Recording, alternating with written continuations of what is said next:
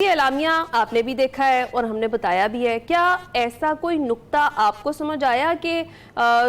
یہ کہا گیا ہو کہ ہم نے یہ کیا ہے اور آئندہ یہ کرنے جا رہے ہیں، یا اس طرح کی کوئی حکمت عملی سامنے لائی گئی ہو؟ جی کچھ تھوڑی سی میرا خیال ہے ایسکلیٹ کیا ہے، وہ مذمت در مذمت پھر در مذمت جو پہلے کرتے رہے اس سے ایک سٹیپ آگے لیا ہے، میں اس پر آتا ہوں۔ لیکن کل میں نے تقریباً 5 مختلف شوز میں مختلف چینلز پہ یہ بات کی تھی اور اس کا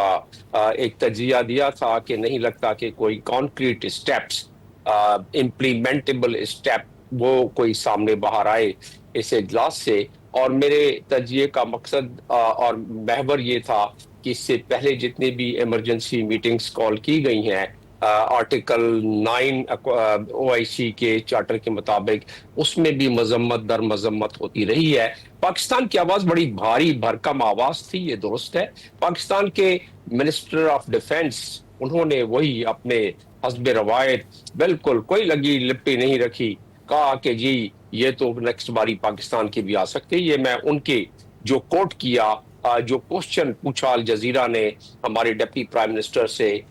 ایک دن قبل سبمٹ سے کہ جی آپ کا منسٹر آف ڈیفنس تو یہ کہہ رہے ہیں، تو اس پہ ہمارے ڈپٹی پرائم منسٹر نے بالکل واضح اور بڑا اچھا جواب دیا کہ جی ہماری تو اگر ٹیریٹوریل انٹیگریٹی اور ساورنٹی پر جس طرح انڈیا نے حملہ کیا، ہم سے بہت بڑا ملک تھا لیکن ہم نے اس کو مزہ چکھا دیا، تو ہم سے تو اگر کوئی ہماری ٹیریٹوریل اور انٹیگریٹی کو اور ساورنٹی کو اگر ہماری کوئی نقصان پہنچائے گا تو ہم اس کا جواب دیں گے۔ وہ تو خیر صحیح تھا۔ آ جاتے ہیں آپ کے سوال کے جواب میں کہ جی کوئی کانکریٹ بات نہیں ہوئی، لیکن ایک چھوٹی سی کرن روشنی کی نظر آئی ہے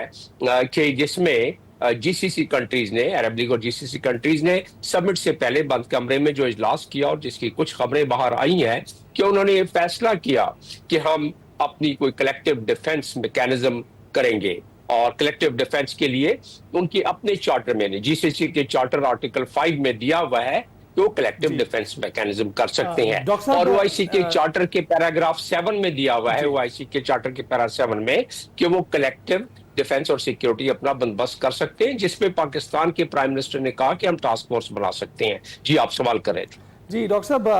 ہم ذرا یہاں پر بریک مختصر سے لیں گے اور گفتگو سے دوبارہ جوڑیں گے۔ ایشیا کپ کے حوالے سے تازہ ترین اپڈیٹ آئی ہے۔ پاکستان کے میچز میں رچی رچرڈسن کی تقرری کا امکان پیدا ہو گیا ہے۔ اینڈی پائے کرافٹ کو پاکستان کے میچز میں ذمہ داری نہ دینے کا آپشن موجود ہے، اور انڈین میڈیا رپورٹ کر رہا ہے آئی سی سی کے پاکستان کے مطالبے پر درمیانی راستہ نکالنے کے لیے کوشاں ہیں، اور میڈیا رپورٹس کے مطابق پاکستان نے پائے کرافٹ کو ہٹانے کا مطالبہ کیا ہے، اور پائے کرافٹ کو نہ ہٹایا تو میچز نہیں کھیلیں گے۔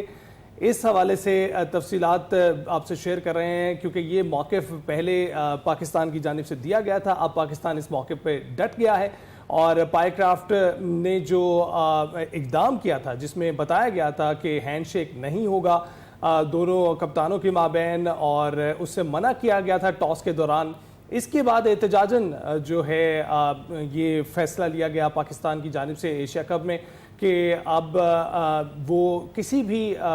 ایسے میچ میں شرکت نہیں کریں گے جس میں پائے کرافٹ موجود ہوگا اور وہ یہ ذمہ داریاں نبھا رہے ہوں گے۔ اس کے بعد یہ فیصلہ لیا گیا ہے کہ پاکستان کے جو میچز ہیں اس میں رچی رچرڈسن کی تقرری کی جا سکے گی، اس کا امکان پیدا ہو گیا ہے۔ جی ہاں، ایشیا کپ کا معاملہ پاکستان کے میچز میں رچی رچرڈسن کی تقرری کا امکان ہے، اور اینڈی پائے کرافٹ کو پاکستان کے میچز میں ذمہ داری نہ دینے کا آپشن موجود ہے، اور آئی سی سی پاکستان کے مطالبے پر درمیانی راستہ نکالنے کے لیے کوشاں ہے۔ میڈیا رپورٹس ایسا بتا رہی ہیں۔ پاکستانی خط کے جواب میں ابھی تک آئی سی سی تاحال خاموش ہے۔ یہ اپڈیٹ تھی جو ہم نے آپ کے ساتھ شیئر کی ہے۔ گفتگو کا سلسلہ واپس جوڑتے ہیں، ڈاکٹر جمیل صاحب ہمارے ساتھ موجود ہیں۔ ڈاکٹر صاحب، جس طریقے سے ابھی آپ بات کر رہے تھے اور آپ نے ایکسپلین بھی کیا کہ پاکستان تو اپنے موقف پر ڈٹا رہا، اور پاکستان کی جانب سے جو موقف اختیار کیا گیا وہ بہترین ہے، اور جس طریقے سے وزیراعظم صاحب نے بھی کہا ہے کہ اسرائیل کو یہ جو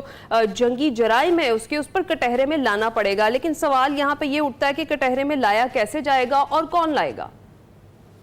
دیکھیں، تمام کے تمام سربراہان انہوں نے اس دفعہ تھوڑی سی اپنے ٹون اور اپنے باڈی لینگویج میں فرق تو ڈالا ہے، یہ تو کہنا پڑے گا، تو اس سے زیادہ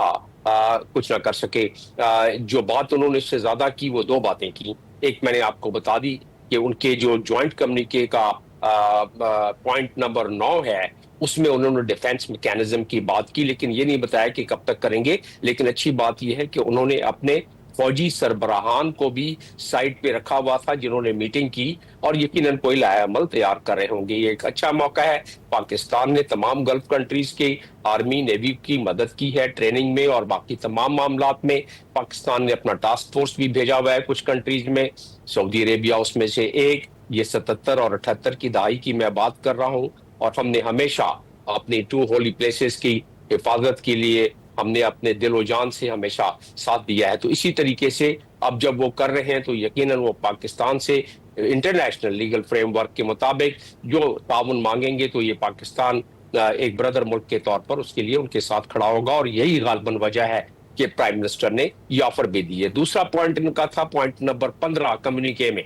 जो ज्वाइंट स्टेटमेंट में कल शाया हुआ है इस समिट के बाद, जो अरब इस्लामिक समिट थी, जो कि मैंने कहा आपको कि वो इमरजेंसी मीटिंग आर्टिकल 9 जो ओआईसी का उसके तहत बुलाई गई थी। तो ये पॉइंट नंबर 15 जो उन्होंने है वो बड़ा जरूरी है इसमें कि हम रिव्यू करेंगे, काश कि वो इस पे इम्प्लीमेंट कर देते। हम रिव्यू करेंगे normalisation with Israel and economic relations का मतलब ये है कि वो उनसे इंपोर्ट एक्सपोर्ट सारे खत्म, उनसे बाइकआउट कर सकते हैं उनका। आपको याद रहे कि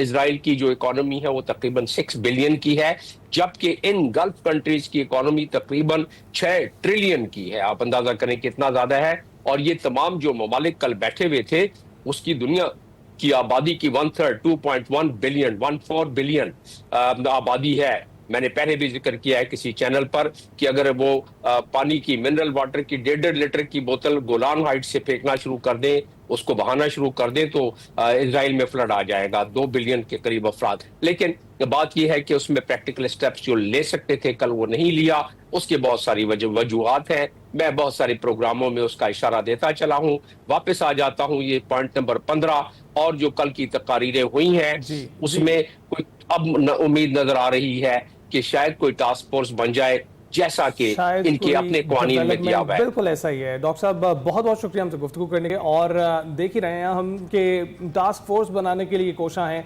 अपना मौक़िफ़ सामने रख रहे हैं, थ्रेटन फील कर रहे हैं, किसी भी मुल्क के जो बाउंड्रीज हैं उनका ख्याल नहीं रखा जा रहा है।